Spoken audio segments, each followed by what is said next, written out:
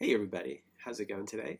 Today we're going to talk about creativity. And as you know, groups are more creative than individuals sometimes, and groups are great stimulation for creativity. However, sometimes we get into some myths about creativity and that can curb our creativity. So just being aware of those myths can make us more creative.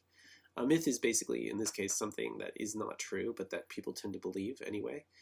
And it can be entertaining, but it's usually not really productive. So let's talk about some of those myths of creativity. This is kind of with a focus on groups, but it could be in any situation. So the first thing is that creativity is mysterious. This is a myth. It's not true, but it's this idea that, to be creative, you have to be like, in the hidden in the shadows, and you have to be very secretive and very, mysterious. And in fact, people can be creative right out on the open. I mean, granted, you can be creative in a mysterious kind of way, but it also can be right out in the open on a Monday morning, 9 a.m. Everybody's sitting around with the fluorescent lights going, and a cup of coffee, and the manager says, "Hey, let's be creative. Let's think of a creative solution to these problems that we're encountering." So you don't have to be like lurking in the shadows after hours in order to be creative. Is the idea.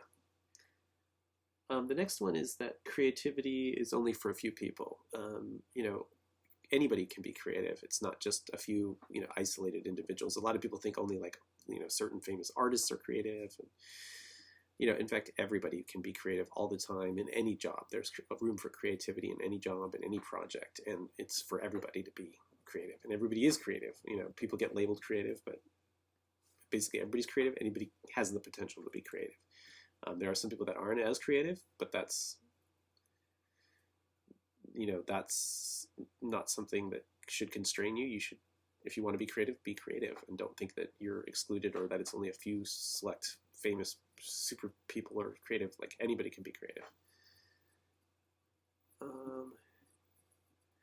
And then the next thing is that creativity just kind of magically happens, meaning that you can't make creativity happen. It has to, magically happen all of a sudden. And in fact, sometimes it does happen spontaneously, but a lot of times creativity will just happen because we try to be creative.